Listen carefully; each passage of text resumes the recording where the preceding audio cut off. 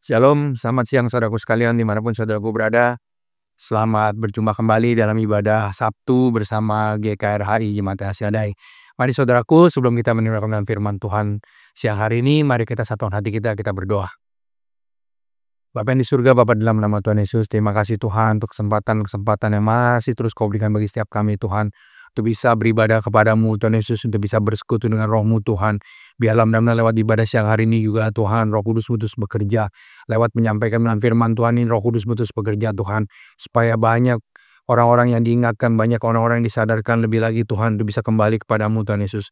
Dan Roh Kudus surapi seluruh jemaat-Mu Tuhan, untuk bisa mengerti, untuk bisa menerima setiap firman yang disampaikan siang hari ini Tuhan. Dan Tuhan hamba-Mu yang akan menyampaikan kebenaran-Mu Tuhan, biar Roh Kudus-Mu terus menuntun membimbing, Roh Kudus mengurapi Tuhan, supaya benar-benar setiap kata kalimat yang disampaikan benar-benar yang berasal daripada-Mu Tuhan. Semua isi-isi yang tidak berguna, ya tolak dipatahkan kuasa di dalam nama Tuhan Yesus. Terima kasih Bapa, terima kasih Tuhan Yesus, biar Roh Kudus terus bekerja, beracara dari awal pertengahan sampai akhirnya. Berbicaralah Tuhan melalui hamba-Mu siang hari ini. Dalam nama Yesus kami berdoa dan kami mau sambut firman-Mu. Haleluya. Amin. Ya sekali lagi, shalom, selamat siang saudaraku sekalian. Firman Tuhan siang hari ini saudaraku diambil dari kitab Hagai saudaraku. Dari kitab Hagai pasal yang pertama, ayatnya yang pertama sampai ke-14. Saya akan bacakan ya saudaraku untuk kita semua. Judul perikopnya, ajakan untuk membangun kembali bait suci. Pada tahun yang kedua zaman Raja Darius dalam bulan yang ke-6 pada hari pertama bulan itu datanglah firman Tuhan kepada perantaraan Nabi Hagai kepada Zerubabel bin Sealtiel, Bupati Yehuda, dan kepada Yosua bin Yosadak, Imam Besar bunyinya. Beginilah firman Tuhan semesta alam, bangsa ini berkata, sekarang belum tiba waktunya untuk membangun kembali rumah Tuhan. Maka datanglah firman Tuhan dengan perantaraan Nabi Hagai bunyinya. Apakah sudah tiba waktunya bagi kamu untuk mendiami rumah-rumahmu yang dipapani dengan baik, sedang rumah ini tetap menjadi reruntuhan? Oleh sebab itu beginilah firman Tuhan semesta alam, perhatikanlah keadaanmu. Kamu menabur banyak tetapi membawa pulang hasil sedikit. Kamu makan tetapi tidak sampai kenyang. Kamu minum tetapi tidak sampai puas. Kamu berpakaian tetapi badanmu tidak sampai panas. Dan orang yang bekerja untuk upah, ia bekerja untuk upah yang ditaruh dalam pundi-pundi yang berlobang. Beginilah firman Tuhan semesta alam, perhatikanlah keadaanmu. Jadi naiklah ke gunung, bawalah kayu dan bangunlah rumah itu. Maka aku akan berkenan kepadanya dan akan menyatakan kemuliaanku di situ, firman Tuhan. Kamu mengharapkan banyak tetapi hasilnya sedikit. Dan ketika kamu membawanya ke rumah, aku menghembuskannya. Oleh karena apa? Demikianlah firman Tuhan semesta alam. Oleh karena rumahku yang tetap menjadi reruntuhan, sedang kamu masing-masing sibuk dengan urusan rumahnya sendiri. Itulah sebabnya langit menahan embunnya dan bumi menahan hasilnya. Dan aku memanggil kekeringan datang ke atas negeri, ke atas gunung-gunung, ke atas gandum, ke atas anggur, ke atas minyak, ke atas segala yang dihasilkan tanah, ke atas manusia dan hewan, dan ke atas segala hasil usaha. Lalu Zerubabel bin Sealtiel dan Yosua bin Yosadak, imam besar, dan selebihnya dari bangsa itu mendengarkan suara Tuhan Allah mereka, dan juga berkata Nabi Hagai sesuai dengan apa yang disuruhkan kepadanya oleh Tuhan Allah mereka. Lalu takutlah bangsa itu kepada Tuhan. Maka berkatalah Hagai, utusan Tuhan itu, menurut pesan Tuhan kepada bangsa itu demikian. Aku ini menyertai kamu, demikianlah firman Tuhan. Tuhan menggerakkan semangat Zerubabel bin Sealtiel, Bupati Yehuda, dan semangat Yosua bin Yosadak, imam besar, dan semangat selebihnya dari bangsa itu. Maka datanglah mereka lalu melakukan pekerjaan pembangunan rumah Tuhan semesta alam Allah mereka pada hari yang ke-24 dalam bulan yang ke-6. Amin. Jadi saudaraku sekalian, sekali lagi shalom ya saudaraku. Jadi firman Tuhan siang hari ini saudaraku, ini mengingatkan kita ya saudaraku. Bahkan di sini disebutkan bahwa bangsa Israel yang baru keluar dari pembuangan harusnya bersukacita karena baru mengalami kelepasan, baru mengalami pembebasan untuk bisa kembali ke daerah Israel ya saudaraku. Tetapi saudaraku, apa yang terjadi saudaraku? Meskipun bangsa Israel ini baru kembali dari pembuangan, tetapi mereka tetap tidak mengingat bahwa mereka harus membangun rumah Tuhan. Mereka tidak mengingat bahwa pertolongan Tuhanlah yang membuat mereka bisa kembali gitu setelah dari pembuangan. Mungkin ini juga persoalan yang umum gitu ya, terutama untuk kita orang-orang Kristen saudaraku. Kita sering mengalami pertolongan dari Tuhan, kita sering mengalami mujizat-mujizat dari Tuhan saudaraku. Tetapi seringkali juga saudaraku, kita tidak ingat kepada Tuhan yang sudah menolong kita, kita tidak ingat kepada Tuhan yang sudah memberikan mujizatnya untuk kita saudaraku. Jadi firman Tuhan siang hari ini saudaraku, ini mengingatkan kita saudaraku bahwa ketika kita mengalami hal yang menyenangkan, ketika kita mengalami hal yang sukacita, sudah seharusnya, sudah sepantasnya kita ingat kepada Tuhan yang memberikan sukacita itu, yang memberikan pertolongan itu. Apalagi kalau keadaan kita sedang susah saudaraku. Tentu kita harus lebih sungguh-sungguh lagi mencari Tuhan. Ya saudaraku, saya akan bacakan di ayat yang pertama ya saudaraku. Di sini katakan bahwa pada tahun yang kedua zaman Raja Darius dalam bulan yang ke-6, pada hari pertama bulan itu datanglah firman Tuhan kepada perantaran Nabi Hagai kepada Zerubabel bin Shealtiel bupati Yehuda dan kepada Yosua bin Yozadak imam besar, bunyinya, beginilah firman Tuhan semesta alam, bangsa ini berkata, sekarang belum tiba waktunya untuk membangun kembali rumah Tuhan. Maka datanglah firman Tuhan dengan perantaran Nabi Hagai, bunyinya, apakah sudah tiba waktunya bagi kamu untuk mendiami rumah-rumahmu yang dipapani dengan baik, sedang rumah ini tetap menjadi reruntuhan. Oleh sebab itu beginilah firman Tuhan semesta alam, perhatikanlah keadaanmu. Kamu menabur banyak tapi membawa pulang hasil sedikit, kamu makan tapi tidak sampai kenyang, kamu minum tapi tidak sampai puas, kamu berpakaian tetapi badanmu tidak sampai panas, dan orang yang bekerja untuk upah, ia bekerja untuk upah yang ditaruh dalam pundi-pundi yang berlubang. Di sini katakan saudaraku, di ayat yang kedua dikatakan bahwa bangsa ini berkata, sekarang belum tiba waktunya untuk membangun kembali rumah Tuhan. Ya saudaraku, di sini kita diingatkan saudaraku bahwa setelah bangsa Israel melewati masa pembuangan, mereka sibuk dengan urusannya sendiri saudaraku. Di sini dikatakan bahwa bangsa ini berkata, sekarang belum tiba waktunya untuk membangun kembali rumah Tuhan. Jadi selama masa pembuangan saudaraku, itu rumah Tuhan sudah dihancurkan ya saudaraku, bait Allah sudah dihancurkan. Dan ketika mereka kembali saudaraku, mereka masih sibuk dengan urusan mereka sendiri. Mereka sibuk untuk membangun rumahnya sendiri. Mereka tidak ingat lagi harus membangun rumah Tuhan. Jadi prioritasnya tetap kebutuhan pribadi, prioritasnya tetap rumahnya sendiri. Itu yang bangsa Israel itu kerjakan saudaraku. Ya, dan di ayat keempat dikatakan bahwa ini, di ayat yang ketiga dikatakan firman Tuhan kepada perantara Nabi Hagai. Ayat keempat, apakah sudah tiba waktu bagi kamu untuk mendiami rumah-rumahmu yang dipapani dengan baik, sedang rumah ini tetap menjadi reruntuhan?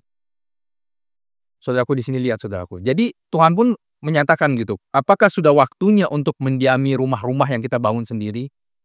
Gitu, sedangkan rumah Tuhan tetap menjadi reruntuhan. Gitu. Jadi ini kalau bicara rumah Tuhan yang harus dibangun saudaraku, ya ini bicara bisa gedung gereja, bisa ini rumah Tuhan. Tetapi yang terpenting saudara, kalau saya bisa renungkan dari firman Tuhan ini saudaraku, bahwa rumah Tuhan itu bicara bukan hanya gedung gereja. Karena banyak orang berpikir ketika dia membangun rumah Tuhan, dia akan berjuang untuk membangun sebuah gereja, membangun gedung gereja. Gitu. Itu bukannya salah juga saudaraku. Tetapi kita harus ingat gitu ya, bahwa enggak selalu setiap orang itu Tuhan utus untuk membangun sebuah gereja, membangun sebuah gedung gereja. Gitu. Contohnya saudaraku, Daud aja saudaraku, karena dia merasa diberkati Tuhan, dia merasa Tuhan senantiasa menolong hidupnya, dia punya kerinduan untuk bisa membangun rumah Tuhan, membangun bait Allah. Tetapi apa yang Tuhan katakan saudaraku? Tangan Daud terlalu berlumuran darah, sehingga Daud tidak bisa membangun rumah Tuhan. Maka Salomo lah yang akhirnya Tuhan izinkan untuk membangun rumah Tuhan. Jadi kalau di sini saudaraku, kalau saya renungkan firman Tuhan ini, yang pertama disebut rumah Tuhan saudaraku, sebenarnya ada tubuh kita sendiri. Tubuh kita ini sebenarnya ini yang disebut bait Allah sebenarnya. Gitu ya. Ini yang pertama-tama yang kita harus bangun sebenarnya tubuh kita sendiri. Gitu ya. Kita membangun hidup kita dalam kekudusan, kita membangun hidup kita dalam kebenaran firman Tuhan. Gitu ya. Kita berjuang untuk bisa melakukan firman Tuhan. Itulah yang disebut membangun rumah Tuhan. Gitu ya. Itu yang pertama sekali saudaraku. Kalau yang selanjutnya itu kita bisa dibilang membangun sebuah gereja. Tetapi bukan gedung gerejanya saudaraku, tapi persekutuannya atau komunitas yang ada. Gitu. Dengan kita menjadi orang yang baik, dengan kita menjadi orang yang benar, kita melakukan firman Tuhan, saya percaya saudaraku itu memberikan dampak, memberikan efek kepada orang-orang di sekitar kita. Saudaraku mungkin merasakan juga ya saudaraku, ketika keadaan kita tidak baik, kita sudah sering memberikan efek yang tidak baik juga untuk lingkungan sekitar kita. Tetapi kalau kita posisi baik, posisi kita benar, saya percaya itu juga memberikan efek yang sama kepada orang di sekitar kita. Nah, untuk yang kedua saudaraku, pertama tadi kita harus membangun diri kita sendiri. Ya, kalau firman Tuhan mengingatkan kita bahwa bait tubuh kita inilah bait Allah. di mana Roh Kudus itu tinggal, di mana Tuhan itu mau tinggal, maka kita harus membangun. Dan kalau dikatakan Tuhan itu kudus, maka kita juga harus menguduskan diri. Supaya memang roh itu bisa tinggal, supaya hidup kita ini, supaya tubuh kita ini benar-benar menjadi bait Allah yang Tuhan tempatkan. Ketika kita jatuh dalam dosa, saudaraku, kita adalah menjadi seorang hamba dosa. Dan ketika kita menjadi hamba dosa, bukan Tuhanlah yang bertahta dalam hidup kita. Bukan Tuhanlah yang berkuasa di dalam tubuh kita. Bukan Tuhanlah yang ada dalam tubuh kita, saudaraku. Tetapi iblis. Ketika kita jatuh dalam dosa, maka kita adalah menjadi hamba iblis. Kita menjadi hamba dosa. Tetapi kalau kita dalam kebenaran, maka kita menjadi hamba Tuhan. Tuhanlah yang bertahta, Tuhanlah yang ada dalam hidup kita. Ini yang pertama. Lalu yang kedua tadi kan komunitas, ya, persekutuan kita. Kalau hidup kita baik, saudaraku, maka persekutuan lingkungan sekitar kita juga bisa menjadi baik. Inilah juga yang kita harus bangun, saudaraku. Jadi bukan hanya tubuh kita sendiri yang kita bangun, tetapi lingkungan sekitar kita juga kita harus bangun. Gitu. Makanya firman Tuhan juga mengatakan bahwa satu bertobat seluruh keluarga diselamatkan. Inilah komunitas yang pertama, keluarga. Lalu semakin besar, semakin besar. Dan kita juga bisa menjadi dampak yang baik, dampak yang benar kepada lingkungan sekitar kita. Jadi orang-orang di sekitar kita juga bisa merasakan bahwa ada Tuhan dalam hidup kita. Ini yang kita harus sadari. Lalu yang ketiga baru itu membangun sebuah gedung. Membangun sebuah bangunan gereja. Di mana tempat kita berkumpul, tempat kita bersekutu, tempat kita memuji menyembah Tuhan. Ya itu yang tempat kita menerima lawatan Tuhan, lalu baru kita bangun. Jadi sebenarnya kalau dibilang rumah Tuhan, ya saudaraku, ini ada tiga macam yang bisa diartikan rumah Tuhan. Gitu. Jadi ini yang kita harus bangun, saudaraku. Ya, jangan kita hanya sibuk dengan urusan rumah kita sendiri. Kita hanya disibukkan dengan perkara-perkara dunia sampai kita melupakan bahwa kita harus membangun rumah Tuhan. Ya kadang kita terlalu sibuk dengan dunia, saudaraku. Kita sibuk dengan pekerjaan. Ya kita sibuk dengan anak-anak. Kita sibuk dengan keluarga. Kita sibuk dengan usaha. Ya, saudaraku, sampai kita melupakan kita harus membangun rumah Tuhan. Sampai kita melupakan rencana Tuhan. Sampai kita tidak peduli dengan pekerjaan-pekerjaan Tuhan. Ini sering, saudaraku. Ini sering yang terjadi saat ini. Dan ini sudah terjadi dari zaman dulu sampai sekarang. Bahkan di sini dikatakan bahwa ketika bangsa Israel sudah lepas dari pembuangan, mereka pun tidak ingat akan pertolongan Tuhan. Mereka tidak menyadari bahwa Tuhanlah yang membebaskan mereka, Tuhanlah yang membawa mereka keluar dari masa pembuangan itu. Jadi kadang-kadang, saudaraku, inilah tipikal manusia, saudaraku. Manusia kadang-kadang ketika susah untuk datang sama Tuhan karena merasa bahwa kalau datang sama Tuhan itu prosesnya lama. Prosesnya itu panjang kalau datang sama Tuhan. Akhirnya berjuang mencari jalan keluar dengan kekuatannya sendiri, dengan kemampuannya sendiri, dengan pemikirannya sendiri. Tidak mau melibatkan Tuhan. Tetapi ketika sudah mendapat jawaban doa pun, mulai disibukkan lagi dengan dunia. Wah, saya nggak bisa datang beribadah, saya nggak bisa datang sama Tuhan. Saya nggak sempat untuk berdoa. Karena waktu saya terlalu sibuk, saya harus ngurus ini, ngurus ini. Saya harus ngurus pekerjaan saya harus ngurus usaha saya harus ngurus antar jemput anak saya. Dengan segala macam persoalan di dunia ini. Kita sibuk dengan pekerjaan sampai kita melupakan pelayanan. Jadi kalaupun melayani hanya ketika ada jadwal, ketika ada tugas, itu baru melayani. Kalau sudah tidak ada tugas, ya tidak datang ke gereja, tidak beribadah, sibuk dengan pekerjaannya. Itu bahkan hanya ketika tugas datang tepat waktu, ketika tidak ada tugas, tidak ada pelayanan, datang telat-telat, semau-maunya. Itu sebenarnya kita sudah melupakan, saudaraku. Sadar enggak kita gitu bahwa hidup kita ini semua karena kasih karunia Tuhan.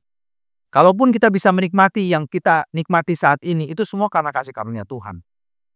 Dan yang saya rasakan ya saudaraku, kita berjuang untuk mendahulukan Tuhan aja. Kadang-kadang itu juga masih bisa miss. Apalagi kalau kita nggak ada niat mau mendahulukan Tuhan. Ini kita harus sadari, saudaraku, bahwa di sini firman Tuhan mengatakan bahwa bangunlah rumah Tuhan lebih dulu. Masa kamu membangun rumahmu, kamu membangun duniamu, kamu membangun keadaanmu tanpa memikirkan keadaan rumah Tuhan, tanpa memikirkan rumah-rumah Tuhan yang harus dikerjakan, rumah Tuhan yang harus dibangun. Kita sering melupakan itu, saudaraku. Jadi ini adalah persoalan umum ya, saudaraku, ketika orang datang sama Tuhan. Dahulukan Tuhan, gitu. Dahulukan Tuhan, gitu. Supaya memang Tuhan itu benar-benar bisa menolong kita senantiasa. Bahkan di sini kan dikatakan di ayat yang ke-6 ya, saudaraku. Di sini dikatakan apa? Kamu menabur banyak tetapi membawa pulang hasil sedikit. Kamu makan tetapi tidak sampai kenyang. Kamu minum tetapi tidak sampai puas. Kamu berpakaian tapi badanmu tidak sampai panas. Dan orang yang bekerja untuk upah yang ditaruh dalam pundi-pundi yang berlobang. Saudaraku, coba renungkan firman Tuhan ini. Kita nabur banyak tapi nggak ada hasilnya. Kamu makan tapi nggak sampai kenyang. Kamu minum nggak sampai puas. Kamu bekerja berusaha tapi yang kita siapkan tempatnya, pundi-pundinya itu berlobang. Artinya hasil yang kita dapat itu kebuang semua. Inilah ketika kita membangun dunia kita, saudaraku. Inilah ketika kita membangun keadaan kita. Inilah ketika kita memprioritaskan bangunan dunia kita. Rumah dunia kita ini yang kita bangun. Gitu, kepentingan dunia kita yang kita bangun. Tapi kita nggak mikirkan kepentingan Tuhan, kita nggak mikirkan kepentingan pekerjaan Tuhan, kita nggak mementingkan pelayanan. Ini yang terjadi, saudaraku. Semuanya sia-sia. Makan nggak sampai kenyang, minum nggak sampai puas, ya pakai baju nggak sampai menghangatkan, tetap kedinginan. Ini kan artinya secara jasmani kita, ini kan boleh dibilang kebutuhan jasmani kita semua, saudaraku. Ini nggak bicara soal rohani, ini kebutuhan jasmani kita. Gitu, kita menabur tapi hasilnya sedikit. Bahkan kita mengumpulkan pun pundi-pundinya tempatnya berlobang, jadi hasilnya kebuang semua. Bahkan kalau di Maliaki juga dikatakan bahwa ujilah aku, firman Tuhan bilang kan. Iya kan? Ujilah aku. Gitu. Kalau kita mendahulukan Tuhan, saya percaya Tuhan juga mendahulukan kita, saudaraku. Saya percaya itu. Gitu. Meskipun mungkin ketika kita berjalan bersama Tuhan pun, ya kita mendahulukan Tuhan pun, nggak semua tiba-tiba juga berjalan dengan lancar, saudaraku. Nggak juga. Tetapi Tuhan tuh mengerti isi hati kita, saudaraku. Tuhan tuh tahu siapa kita, Tuhan tuh mengerti isi hati kita. Kalau kita mau berjuang mendahulukan Tuhan, saudaraku, saya percaya Tuhan pasti mendahulukan kita. Kalaupun ada banyak tantangan, banyak halangan, banyak hambatan, saya percaya kita pasti Tuhan beri kekuatan untuk bisa melalui, kita bisa menghadapi. Saya percaya, saudaraku. Ya, jadi ini yang pertama ya, saudaraku, bahwa Tuhan mengingatkan kita untuk membangun rumah Tuhan lebih dulu. Kita pentingkan dulu pekerjaan-pekerjaan Tuhan, kita pentingkan dulu pelayanan, kita pentingkan dulu untuk membangun rumah Tuhan. Ya, baru kita membangun rumah kita sendiri, baru kita membangun dunia kita gitu, baru kita membangun segala kebutuhan-keperluan yang kita butuhkan, kita perlukan. Ya, lalu ya selanjutnya dikatakan bahwa ayat yang ke-7, saudara, beginilah firman Tuhan semesta alam, perhatikanlah keadaanmu, jadi naiklah ke gunung, bawalah kayu dan bangunlah rumah itu. Maka aku akan berkenan kepadanya dan akan menyatakan kemuliaanku di situ, firman Tuhan. Kamu mengharapkan banyak tetapi hasilnya sedikit, dan ketika kamu membawanya ke rumah, aku mengembuskannya. Oleh karena apa? Demikianlah firman Tuhan semesta alam, oleh karena rumahku yang tetap menjadi reruntuhan, sedang kamu masing-masing sibuk dengan urusan rumahnya sendiri. Itulah sebabnya langit menahan embunya dan bumi menahan hasilnya.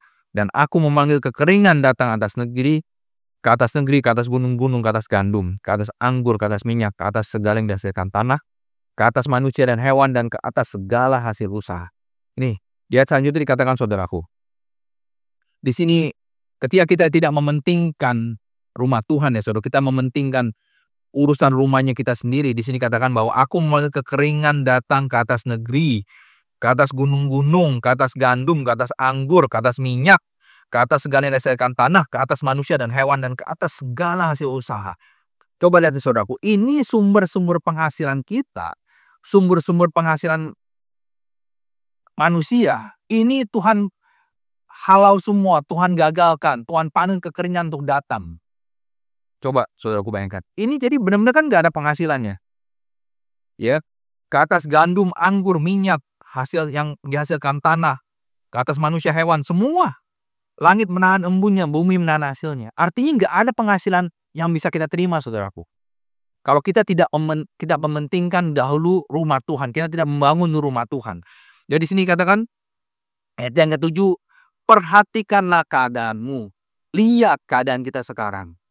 Apa yang terjadi dengan keadaan kita, saudaraku? Kadang-kadang kita sering kali kita, saudaraku, kita merasa itu kita sudah percaya Tuhan, kita sudah rajin beribadah, kita sudah rajin pelayanan, ya bahkan kita sudah rajin berdoa, ya. Kita merasa hidup kita sudah pasti aman, hidup kita itu sudah pasti benar di hadapan Tuhan. Tapi di sini firman Tuhan mengingatkan, saudaraku, perhatikanlah keadaanmu. Coba lihat keadaan kita sekarang. Kalau keadaan kita kurang baik, ya di sini kanan kamu mengharapkan banyak tapi hasilnya sedikit. Dan ketika kamu membawanya ke rumah, aku menghembuskannya. Bayangin, saudaraku. Ketika kita bawa pulang ke rumah, berkat-berkatnya Tuhan menghembuskannya. Artinya apa? Semua ini nggak berkenan, saudaraku. Semuanya ini Tuhan nggak mau. Kita harus sadar. Bahkan di sini kan di atapannya kan dikatakan bahwa jadi naiklah ke gunung, bawalah kayu dan bangunlah rumah itu. Maka aku akan berkenan kepadanya dan akan menyatakan kemuliaanku. Di situ firman Tuhan. Jadi apa yang membuat Tuhan berkenan, saudaraku, di sini kanan bawah? Apa yang membuat Tuhan berkenan? Ketika kita membangun rumahnya Tuhan. Ketika kita mementingkan rumahnya Tuhan. Ketika kita mementingkan pelayanan, kita mementingkan hubungan kita dengan Tuhan. Ketika kita mendahulukan Tuhan dalam hidup kita, memprioritaskan Tuhan dalam hidup kita, itu yang membuat Tuhan berkenan. Dan di sini kan dikatakan, dan aku akan menyatakan kemuliaanku. Di situ firman Tuhan. Makanya tadi yang saya bilang gitu, bahwa ketika Tuhan mau menyatakan kemuliaannya, dia perlu tempat. Itu makanya kita perlu membangun. Kita membangun hidup kita, terutama nomor 1. Membangun tubuh kita nomor 1. Untuk bisa Tuhan tempatkan. Yang kedua, kita membangun lingkungan sekitar kita. Kita membangun komunitas yang di sekitar kita. Supaya memang itu juga bisa menjadi alat untuk Tuhan mau nyatakan kemuliaannya. Yang ketiga, baru bangunan gereja. Gitu, kita membangun itu, maka Tuhan mau beracara di situ. Tuhan mau tinggal di situ juga. Tuhan mau hadir. Ya, jadi di sini dikatakan bahwa bangunlah rumah itu gitu. Maka aku akan berkenan dan aku akan menyatakan kemuliaanku di sana. Dan di sini kan jadi naiklah ke gunung bawalah kayu. Jadi saudara, kita harus mencari bahan-bahan bangunan, saudara. Kalau zaman dulu di sini suruh mencari kayu, gitu ya. Jadi kalau bicara dari firman Tuhan ini kan memang harus membangun bait Allah ya, sudah hancur. Maka di sini dia harus cari bahannya. Ya, kalau zaman dulu dibilangnya carilah kayu, naiklah ke gunung, carilah kayu untuk menjadi bahan bangunan untuk rumah Tuhan. Kalau bisa dibilang saat ini suruh dicari material, mungkin kalau sekarang ini ya cari batu, cari semen, ya cari cari pasir, ya untuk bisa membangun sebuah bangunan. Tetapi kalau saya renungkan untuk bisa diaplikasikan untuk kita saat ini, saudaraku, kita ini disuruh mencari bahan-bahan bangunan yang bisa membangun rumahnya Tuhan. Kalau sini yang saya lihat, saudaraku, ada beberapa macam bahan-bahan yang untuk kita membangun rumah Tuhan. Karena ini kan bicaranya membangun rumah Tuhan bukan hanya membangun rumah yang secara fisik ya, secara jasmaninya menjadi bentuk sebuah bangunan. Tetapi di sini kalau saya renungkan, saudaraku, nomor 1, saudaraku, kita perlu kuasa, kita perlu Roh Kudus untuk bisa membangun rumah Tuhan. Ya, kita perlu kuasa karena Tuhan itulah yang menguatkan, Tuhan itu yang memampukan, Tuhan itu juga yang membuat kita berani untuk bisa melangkah ketika kita membangun rumah Tuhan.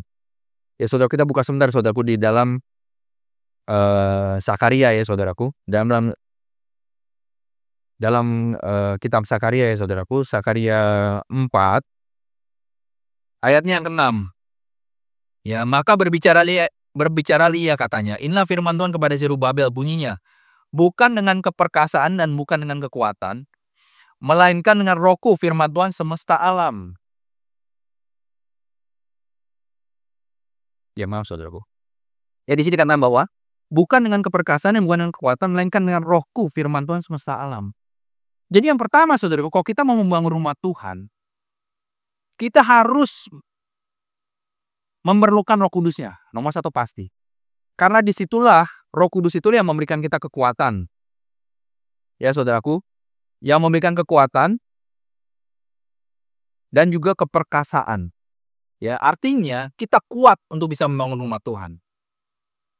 Kalau bicara membangun rumah Tuhan ini, saudaraku, banyak tantangan, banyak hambatannya.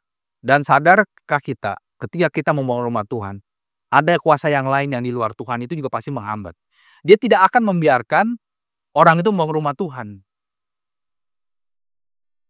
Makanya kadang-kadang saudaraku, sering kita merasa bahwa kenapa ya kok ketika saya mulai dekat sama Tuhan, kita mulai sungguh-sungguh mau ikut Tuhan, disitulah baru kita merasakan, wah ternyata banyak tantangan, banyak halangan, banyak hambatan untuk kita bisa sungguh-sungguh dekat sama Tuhan. Kenapa? Dulu ketika kita belum mau membangun rumah Tuhan, kita masih bersekutu dengan yang lain, kita masih bersekutu dengan si jahat. Kan dosa-dosa itu masih ada dalam hidup kita. Jadi sepertinya tuh semuanya tidak berlawanan. Jadi kita merasakan kok nggak ada tantangan. Iya, karena kita masih bersekutu sebenarnya, kita tidak merasakan ada tantangan. Tapi ketika kita mulai mau kembali sama Tuhan, kita mau mulai sungguh-sungguh sama Tuhan, itu posisi kita sudah berlawanan. Maka di situ baru kelihatan, ketika itulah iblis itu mulai bekerja. Dia akan menghambat, dia akan menghalangi, dia akan menjauhkan, dia akan menggagalkan. Di situ malah mulai kelihatan. Jadi yang pertama saudaraku, kita perlu Roh Kudusnya. Karena Roh Kudus itulah Rohnya Tuhan yang memberikan ke kita kekuatan, yang membuat kita mampu untuk kita bisa membangun rumah Tuhan. Kalau kita membangun dengan kekuatan kita sendiri, kita nggak akan mampu, saudara. Kita nggak akan bisa. Ini bahan yang pertama yang kita perlukan untuk membangun rumah Tuhan. Yang kedua, saudaraku, kalau saya lihat nomor 2 adalah firman Tuhan sebagai dasar kebenaran yang memang menjadi dasar, menjadi fondasi, saudaraku. Ya kalau di sini di firman Tuhan yang lain mengatakan bahwa ketika orang yang mendengar dan melakukan firman Tuhan, itu seperti orang yang membangun rumah di atas dasar batu. Kalau dasarnya batu, dasarnya kuat, maka bangunannya juga bisa kuat. Bagaimana mungkin kita mau membangun rumah Tuhan tapi kok dasarnya itu bukan dasar yang kuat? Nggak akan bisa, saudaraku. Nggak usah membangun rumah Tuhan. Kita bangun rumah secara dunia aja, kalau dasarnya nggak kuat, fondasi nggak kuat, bangunannya bisa rubuh. Tetapi kalau kita membangun dengan dasar yang kuat, kita membangun dengan dasar firman Tuhan sebagai fondasi dasar, kita membangun sebuah rumah, membangun rumah Tuhan, maka itu yang menjadi kekuatan.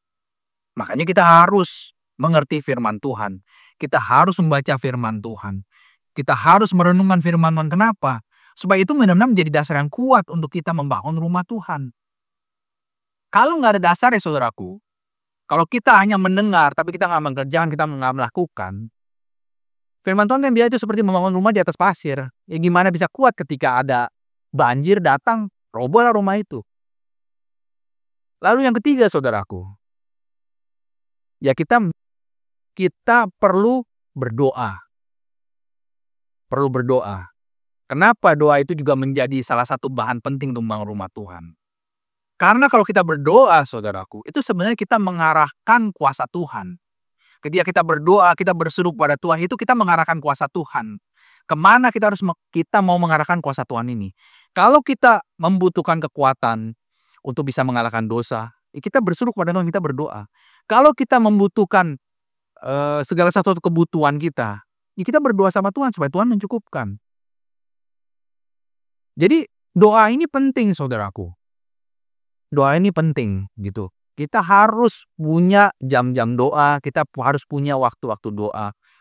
Supaya kita bisa menyampaikan. Kan firman Tuhan juga mengatakan bahwa doa orang benar besar kuasanya.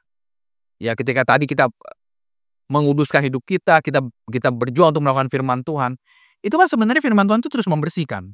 Dan ketika kita sudah menjadi sebuah pribadi yang benar di hadapan Tuhan, maka doa kita berkuasa, kita bisa arahkan.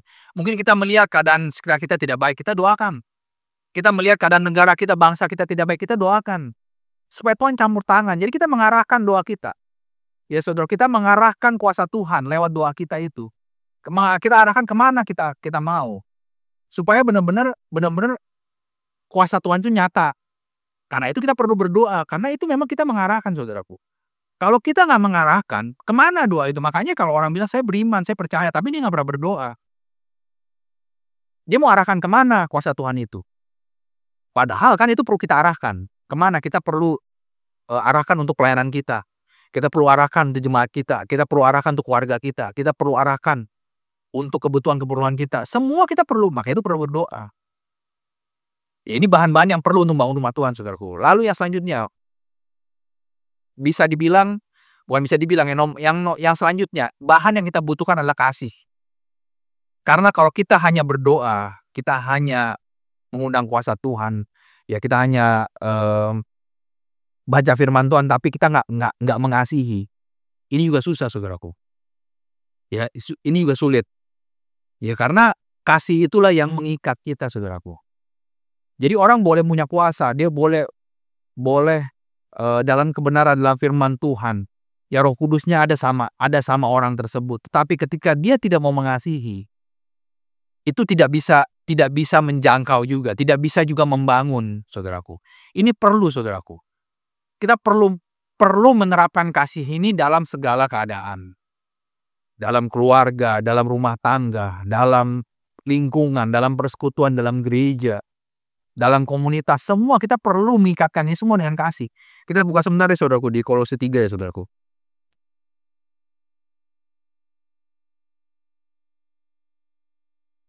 Kolose 3 ayatnya yang ke-14. Di atas semuanya itu kenakanlah kasih sebagai pengikat yang mempersatukan dan menyempurnakan. Coba lihat saudaraku. Jadi kalau kita mau membangun rumah Tuhan, kita perlu kasih untuk mempersatukan, juga untuk menyempurnakan. Kita sebagai manusia kan banyak nggak sempurnanya ya saudaraku. Betul gak? Banyak kekurangannya, banyak kelemahannya. Dan kalau kita mau membangun rumah Tuhan, dengan segala kekurangan kelemahan yang kita miliki itu, bagaimana mungkin kita bisa membangun rumah Tuhan? Nggak akan bisa saudaraku. Maka itu perlu kasih. Kasih itu yang menyempurnakan. Kasih itu yang mempersatukan. Itu kita perlu kasih. Jadi di tengah-tengah kelemahan kekurangan setiap kita, kasih itulah yang mengikat, kasih itulah yang menyempurnakan. Itu yang mempersatukan, yang membuat kita bisa membangun rumah Tuhan. Yang terakhir kalau menurut saya saudaraku, ini adalah karunia. Karunia ini penting gitu, karena tiap-tiap orang itu diberikan karunia untuk penyataan bersama yang untuk membangun. Ini perlu karena setiap orang tuh punya karunia masing-masing, punya karunia yang berbeda-beda. Dan karunia itulah yang saling melengkapi. Yang saling saling melengkapi kekurangan kelemahan dari setiap kita. Gitu. Itu yang juga akhirnya membentuk sebuah bangunan yang berkenan gitu kelewat karunia-karunia ini. Jadi karunia-karunia ini kan setiap orang beda-beda dan itu yang akan melengkapi saudaraku. Ya jadi ini bahan-bahan yang kita perlu saudaraku untuk bisa membangun rumah Tuhan. Makanya di sini kan ayat yang ke-8 dikatakan naiklah ke gunung, bawalah kayu dan bangunlah rumah itu. Nah kayu-kayu kita ini apa? Mungkin kayu-kayu kita bukan seperti zaman dulu saudaraku. Kita bangun rumah perlu kayu. Tapi itu yang tadi saya sampaikan tadi. Ya itu beberapa bahan yang perlu kita pakai untuk kita bisa membangun rumah Tuhan. Lalu di ayat yang selanjutnya dikatakan saudaraku. Ayat yang ke-12, lalu Zerubabel bin Sealtiel dan Yosua bin Yosadak, imam besar dan selebihnya dari bangsa itu mendengarkan suara Tuhan Allah mereka dan juga perkataan Nabi Hagai sesuai dengan apa yang disuruhkan kepadanya oleh Tuhan Allah mereka, lalu takutlah bangsa itu pada Tuhan. Maka berkatalah Hagai utusan Tuhan itu menurut pesan Tuhan kepada bangsa itu demikian. Aku ini menyertai kamu, demikianlah firman Tuhan. Tuhan menggerakkan semangat Zerubabel bin Sealtiel, bupati Yehuda, dan semangat Yosua bin Yosadak, imam besar, dan semangat selebihnya dari bangsa itu. Maka datanglah mereka lalu melakukan pekerjaan membangun rumah Tuhan semasa Allah mereka. Pada hari yang ke-24 dalam bulan yang ke-6. Ya saudaraku di sini, ketika Zerubabel ya dan Yosua bin Yosadak imam besar, ya Zerubabel ini pemimpin Israel waktu itu ya. Ini ketika dia mendengarkan suara Tuhan Allah mereka dan juga perkataan Nabi Hagai sesuai disuruhkan kepada oleh Tuhan Allah mereka, lalu takutlah bangsa itu pada Tuhan. Ya, dan selanjutnya saudaraku, ketika kita mau membangun rumah Tuhan, kita harus mendengarkan. Ya, kita harus mendengarkan apa yang disuruh, apa yang harus dikerjakan. Harus mendengarkan imam besar, yang mendengarkan pemimpin, apa yang harus dikerjakan. Gitu ya. Karena di sini kan dikatakan bahwa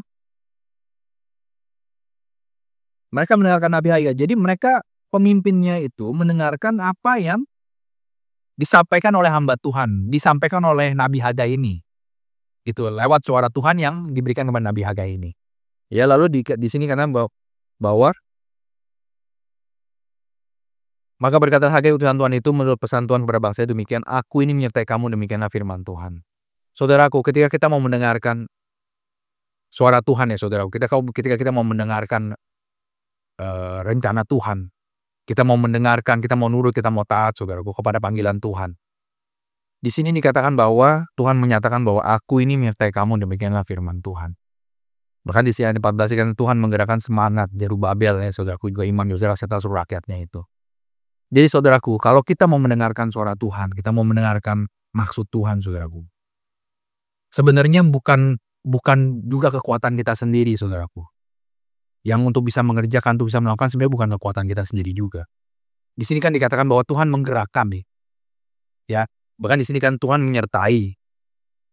Jadi bukan sebenarnya ketika kita mau mengerjakan pun Tuhan juga tetap campur tangan saudaraku.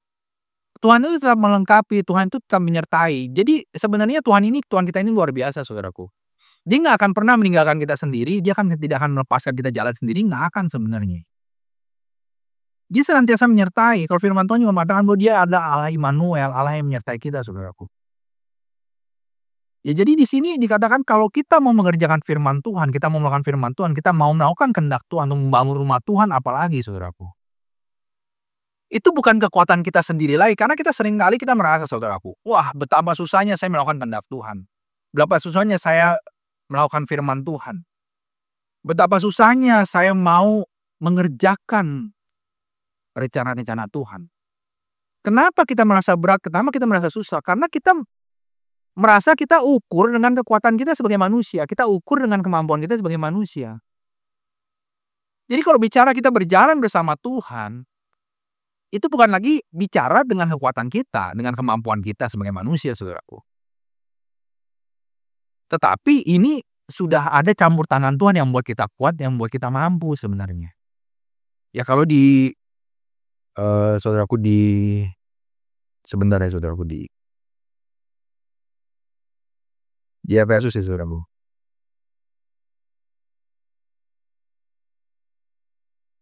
Di Efesus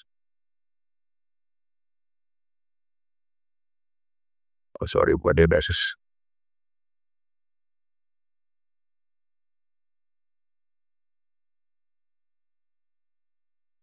Di Filipi saudaraku, maaf saudaraku. Di Filipi 2 ya saudaraku. Di Filipi 2 ayat yang 13. Di sini dikatakan karena Allah lah yang mengerjakan di dalam kamu baik kemauan maupun pekerjaan menurut kerelaannya. Jadi saudaraku harus mengerti kalau kita melakukan firman Tuhan, kita mau melakukan kehendak Tuhan, kita mau nurut, kita mau taat, saudaraku. Itu sebenarnya nggak murni kekuatan kita sendiri. Karena di sini udah jelas dikatakan bahwa karena Allah lah yang mengerjakan di dalam kamu baik kemauan maupun pekerjaan menurut kerelaannya. Jadi Tuhan yang bekerja sebenarnya saudara. Bahkan di sini kan juga dikatakan di Hagai ini ya yang 13, aku ini menyertai kamu demikian firman Tuhan. Dan ayat 14 apa saudaraku? Tuhan menggerakkan semangat. Artinya kalau kita mau membangun saudaraku, kita mau membangun rumah Tuhan, itu Tuhan itu menggerakkan juga semangat orang-orang di sekitar kita saudaraku. Makanya seringkali saudaraku, kenapa ketika kita mulai mau bertobat, ketika kita mulai kembali sama Tuhan, coba saudaraku merasakan nggak bahwa Tuhan itu juga memperlengkapi orang-orang di sekitar kita. Tuhan tempatkan orang-orang yang bisa mendukung kita dalam pertobatan. Tuhan memperlengkapi orang-orang di sekitar kita yang mendukung kita kepada kebenaran. Itu sering nggak saudaraku merasakan itu? Bahwa tiba-tiba tuh orang-orang di sekitar kita itu semuanya orang yang mengerti kebenaran, yang mau mendukung orang bertobat. Dan satu persatu orang-orang yang tidak mendukung itu sepertinya Tuhan singkirkan. Cuman kadang-kadang kita nggak merasa.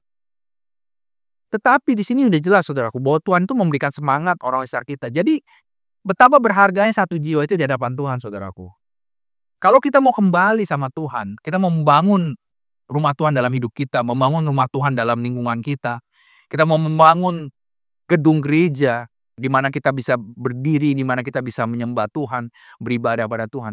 Itu Tuhan tempatkan orang-orang yang mendukung, saudaraku.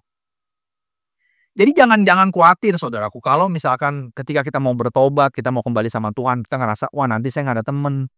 Siapa yang mau bergaul sama saya? Siapa yang mau berteman sama saya? Gitu. Apalagi mungkin ketika kembali sama Tuhan, keadaannya mungkin miskin, susah. ya sakit bahkan, siapa yang mau bergaul? Tenang aja saudaraku. Kalau di sini firman Tuhan mengatakan, "Aku menyertai kamu." Ya bahkan di sini Tuhan menggerakkan, artinya bukan kita lagi saudara, tapi memang Tuhan yang bekerja saudaraku. Bekerja atas kita, bekerja atas lingkungan sekitar kita, atau orang sekitar kita, itu Tuhan yang bekerja semua. Jadi intinya kalau kita mau taat, kita mau mendengarkan Tuhan, itu Tuhan yang bekerja juga untuk orang sekitar kita saudaraku. Orang semua yang mendukung, itu Tuhan yang bekerja juga. Jadi nggak usah khawatir, nggak usah takut. Sekarang tetapkan keputusanmu. Tetapkan keputusan siang hari ini. Kalau mau kembali sama Tuhan, ya Tuhan saya mau kembali.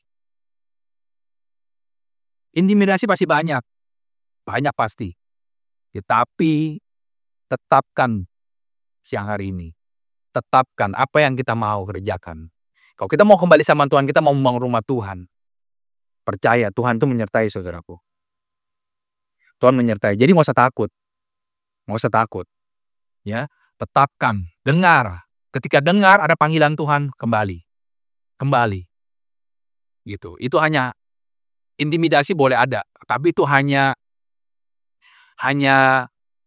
sesuatu yang tidak mengganggu sebenarnya. Tetapkan hatimu, tetapkan imanmu siang hari ini untuk kembali sama Tuhan, taat, mau membangun rumah Tuhan. Mulai dari hidup kita sendiri, lingkungan, bahkan sampai gereja, gedung gereja. Amin. Demikian firman Tuhan siang hari ini saudaraku. Mari kita berdoa. Terima kasih Tuhan untuk kebenaran firman-Mu yang sudah Kau bagikan siang hari ini. Roh Kudus sempurnakan firman Tuhan yang sudah disampaikan. Roh Kudus tanamkan di dalam setiap hati jemaat-Mu yang mendengarkan firman-Mu siang hari ini Tuhan. Nyatakan itu semua Tuhan. Kalau mereka banyak yang sudah mendengar panggilan yang daripada-Mu Tuhan, biarlah lewat firman Tuhan siang hari ini, mereka semakin dikuatkan, mereka semakin diteguhkan untuk benar-benar mengambil keputusan untuk kembali kepadamu dan mau bersekutu dengan Roh-Mu Tuhan, bahkan mau membangun rumah Tuhan yang Tuhan percayakan. Terima kasih Tuhan untuk kebenaran firman-Mu siang hari ini.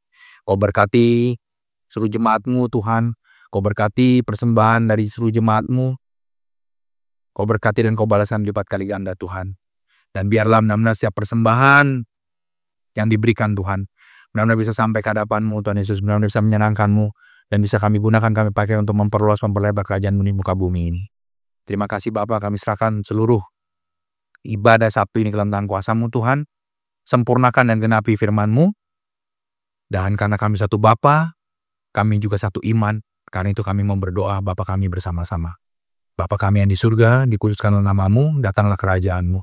Jadilah kehendak-Mu di bumi seperti di surga. Berikanlah kami pada hari ini makanan kami yang secukupnya. Dan ampunilah kami akan kesalahan kami, seperti kami juga mengampuni orang yang bersalah kepada kami. Dan janganlah membawa kami dalam cobaan, tapi lepaskanlah kami daripada yang jahat. Karena Engkau yang memiliki kerajaan dan kuasa dan kemuliaan sampai selama-lamanya. Amin. Pada saudaraku, kita katakan kita terima doa berkat. Terimalah berkat rahmat anugerah, damai sejahtera, sukacita dari Allah Bapa, dari Tuhan kita Yesus Kristus, serta penyertaan Roh Kudusnya yang senantiasa menjaga, menuntun, melindungi, juga menghibur hidup kita mulai saat ini sampai selama-lamanya. Yang percaya terimalah dan katakan amin. Demikian ibadah Sabtu siang hari ini saudaraku. Sampai berjumpa kembali dalam ibadah-ibadah LCD selanjutnya. Tuhan Yesus memberkati.